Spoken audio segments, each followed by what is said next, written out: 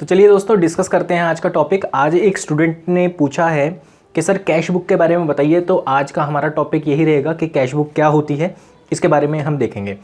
तो देखिए आप लोगों को यहाँ पर दिखाई दे रहा होगा स्क्रीन पर कि कैश बुक के बारे में बताया गया है और प्लस टेबुलर फॉर्म में भी बनाकर ये बताया गया है कि कैश बुक क्या होती है। तो चलिए साथ साथ देखते हैं। देखिए जब हम बिज़नेस ट्रांजैक्शंस करते हैं और उसको रिकॉर्ड करते हैं, ठीक है, तो हम लोगों ने बहुत सारी ट्रांजैक्शंस ऐसी होती हैं जो कि अभी रिकॉर्ड करना, हाथ के हाथ रिकॉर्ड करना, उनको डे टू डे ट्रांजैक्शंस होती हैं, उनको हाथ के हाथ रिकॉर्ड करना बहुत ज़रूरी होता है। और बहुत सारी ट्रांजैक्शंस ऐसी होती हैं जो कि जब हम सारी ट्रांजैक्शन आती हैं तो सब कुछ मिक्स हो जाता है एक ही बार में, ठीक है। एक ही बार में परचेज़ भी आ रही है, परचेज़ रिटर्न भी आ रही है, सेल्स भी आ रही है, सेल्स रिटर्न भी आ रही है, यानी कि माल हमने बेचा और माल हमने ख़रीदा और किसी को हमने पेमेंट दी, किसी को हमने कैश में पेमेंट दी, किसी को हमने चेक से पेमेंट दी। बहुत सारी ट्रांजैक्शंस बिज़नेस के अंदर क्या हो जाती है, पूरा कंफ्यूजिंग सा हो जाता है और बहुत मुश्किल होता है सारी ट्रांजैक्शंस को एक साथ रिकॉर्ड करना। तो हम लोगों ने क्या किया कि ऐसी सुविधा जनरेट की कि सब्सिडी बुक्स बना देते हैं। अब सब्सिडी बुक्स क्या होती हैं, सारी बुक्स को अलग अलग कर दिया। परचेज़ का माल परचेज़ में जाएगा, यानी कि परचेज़ बुक बना दी। परचेज़ रिटर्न, जो भी परचेज़ रिटर्न हो गई है वो किस में जाएगी, परचेज़ रिटर्न में जाएगी, ठीक है। सेल्स रिटर्न, जो भी सेल्स रिटर्न हो गई है वो सेल्स रिटर्न में जाएगी, जो भी सेल्स है वो सेल्स में जाएगी। और ऐसी ट्रांजैक्शंस, अब ये तो सारी की सारी परचेज़ रिटर्न, परचेज़ और परचेज़ बुक, सेल्स बुक, ये तो सारी की सारी वो बुकें हैं जिसमें क्रेडिट ट्रांजैक्शंस रिकॉर्ड होती है, यानी कि वो ट्रांजैक्शन जो कि उधार पे माल लिया गया है या फिर दिया गया है, ठीक है। अब कुछ ट्रांजैक्शंस ऐसी होती हैं जिसमें कैश इन्वॉल्व होता है या फिर बैंक इन्वॉल्व होता है, या तो हमने कैश में पेमेंट की होती है या फिर हमने बैंक से चेक के थ्रू पेमेंट की होती है। सो ऐसी ट्रांजैक्शंस को रिकॉर्ड करने में जिसमें रोकड़ा इन्वॉल्व है, जिसमें कैश इन्वॉल्व है, उनको रिकॉर्ड करने के लिए हमने क्या बनाया, हमने बनाई कैश बुक, यानी कि एक ऐसी बुक है जिसमें कैश ट्रांजैक्शंस रिकॉर्ड की जाएंगी। एक ऐसी सब्सिडी बुक है जिसमें कैश ट्रांजैक्शन रिकॉर्ड की जाएगी। क्या देखिए यहाँ पर पढ़िए, cash book shows all the transactions related to cash receipt and payments, यानी कि कैश बुक क्या है, एक ऐसी बुक है जो कि ये बताती है कि सारी ट्रांजैक्शन, वो सारी ट्रांजैक्शंस हमने रिकॉर्ड की है जो कि कैश रिसिप्ट में है, यानी कि हमें प्राप्त हुई है, प्राप्तियाँ, और पेमेंट की है हमने।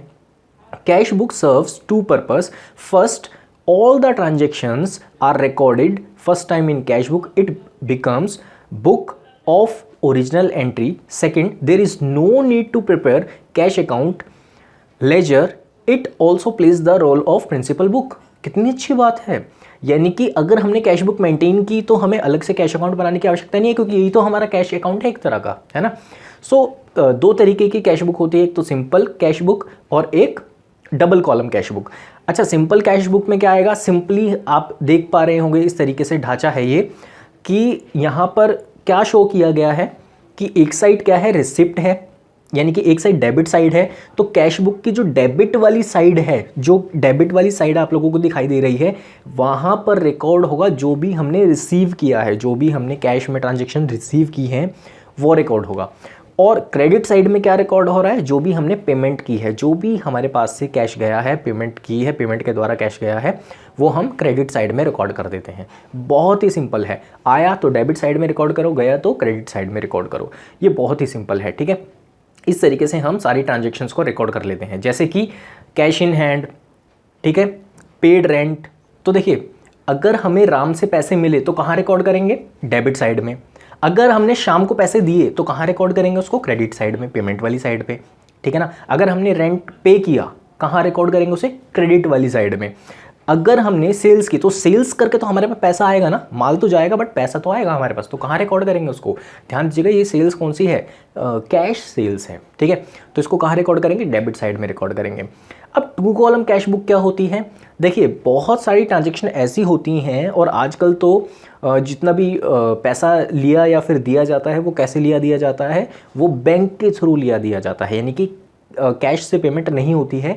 कैसे पेमेंट की जाती है, बैंक के थ्रू की जाती है, यानी कि चेक से पेमेंट की जाती है। तो ऐसी कंडीशन में जब भी ऐसी कंडीशन आएगी जिसमें बैंक इन्वॉल्व है तो हम क्या करेंगे, हम टू कॉलम कैश बुक बनाते हैं, यानी कि ढांचा तो वही रहेगा, बिल्कुल सेम स्ट्रक्चर बिल्कुल वही रहेगा, एक साइड क्या होगा, डेबिट होगा, एक साइड क्या होगा, क्रेडिट होगा। लेकिन एक साइड डेबिट और क्रेडिट में क्या होगा कि डेबिट वाली साइड में 2 कॉलम बन जाएंगे, एक बैंक का एक कैश का। उसी तरीके से क्रेडिट वाली साइड में भी 2 कॉलम बन जाएंगे, एक बैंक का और एक कैश का। बैंक वाली ट्रांजेक्शन बैंक में, कैश वाली ट्रांजेक्शन कैश में, ठीक है। सो ये तो थी। आगे फिर इस पर डिस्कस करेंगे कि एंट्रीज किस प्रकार से होती है, इसका एक प्रैक्टिकल भी देख लेंगे एक और क्लास में। मुझे बताइएगा आप लोगों को ये क्लियर हुआ है या फिर नहीं हुआ है, तो इसके बारे में और भी डिस्कस करेंगे हम।